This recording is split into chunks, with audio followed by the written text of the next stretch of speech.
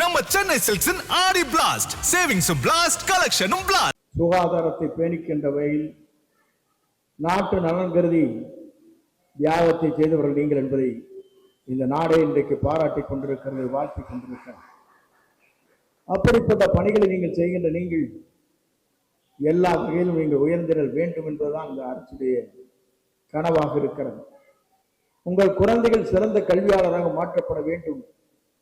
தூய்மை பணியாளருடைய குழந்தைகள் நாளை எதிர்காலத்தில் தமிழ்நாட்டிலே மட்டுமல்ல, இந்தியாவிலே மட்டுமல்ல, உலக அளவில் சென்று அவருடைய பணிகள் அமைந்திடல் வேண்டும் என்ற வாழ்த்துக்களை நான் தெரிவித்துக் கொள்கிறேன். ஏனென்று சொன்னால், கல்வியால் உயர முடியும் என்ற நிலையை இங்கே வருகின்றிருக்கிற உழைக்கின்ற அரும் உயிரை பணை வைத்துக் கொண்டு பணியாற்றுகிற, அதே நேரத்தில் தன்னலும் கருதாத இந்த பணிகளை தூய்மை பணிகளை ஆற்றுகிற உங்கள் அத்தனை பேருடைய குழந்தைகளும் எல்லா சிறப்புகளும் பெற வேண்டும் என்று இறைவனை நான் பிரார்த்தித்துக் கொள்கிறேன்.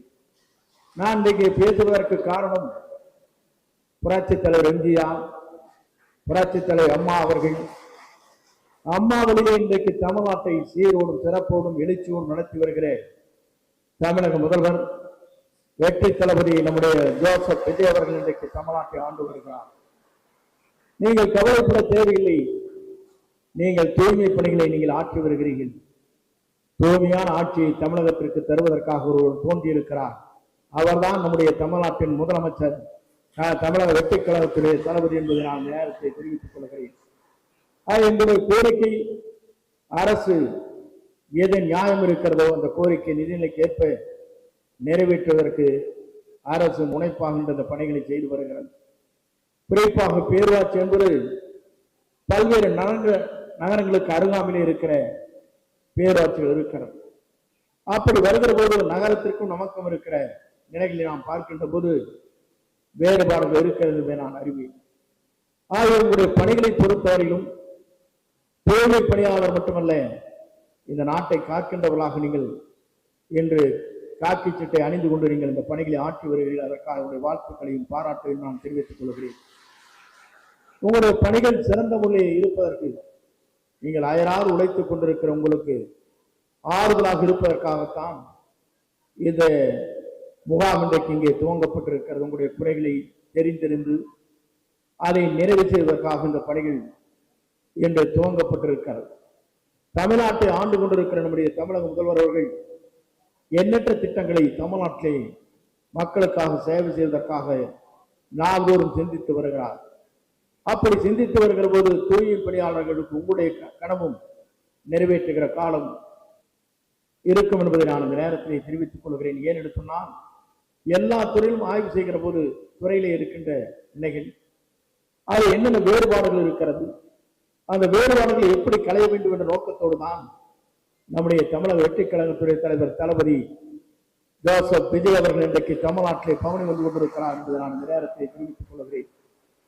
ஏன் இதை சொல்லுகிறேன் என்று சொன்னால், நாடு நன்றாக இருக்க வேண்டும், நாட்டு மக்கள் நன்றாக இருக்க வேண்டும். உங்களைப் போல அடித்தட்டிலே இருக்கிற பணிகளை ஆற்றக்கூடியவர்கள். தூய்மை பணி என்பது எல்லோரும் குப்பைகளை நாம் சேர்த்து வெளியே போடுகிறோம், அதே போல சாக்கடையிலே போடுகிறோம். அப்படி போடுகிற போது சாக்கடையிலே நின்று கொண்டு அந்த பணிகளை நீங்கள் ஆற்றுகிற காட்சியை நான் காணுகிற போது நான் உண்மையிலேயே கண்ணீர் சிந்தினேன். ஏன் என்று சொன்னால், உங்கள் பணிகள் அவ்வளவு கடுமையான பணிகள் இருக்கிறது என்று எங்களால் காண முடிந்தது. அப்படிப்பட்ட பணிகளை நீங்கள் சீர்வழங்கி செய்து தூய்மையை உருவாக்கி மக்கள் நலன் காக்கின்ற வகையில் நாடு நலமாக இருக்க வேண்டும். நாட்டு மக்களுக்காக இந்த பகுதியிலே பணியாற்றுகிற நாங்கள் எல்லா தியாகத்தையும் செய்துவிட்டு நாங்கள் இந்த பணிகளை ஆற்றி வருகிறோம் என்று காணுகிற போது உண்மையிலேயே அனைவர் சார்பாக நெஞ்சம் நிறைந்த வாழ்த்துக்களையும் பாராட்டையும் உங்களுக்கு தெரிவித்து நீங்கள் எல்லா நலமும் பெற வேண்டும் என்று இறைவனை பிரார்த்தித்து விடைபெற்றுக் கொள்கிறேன்.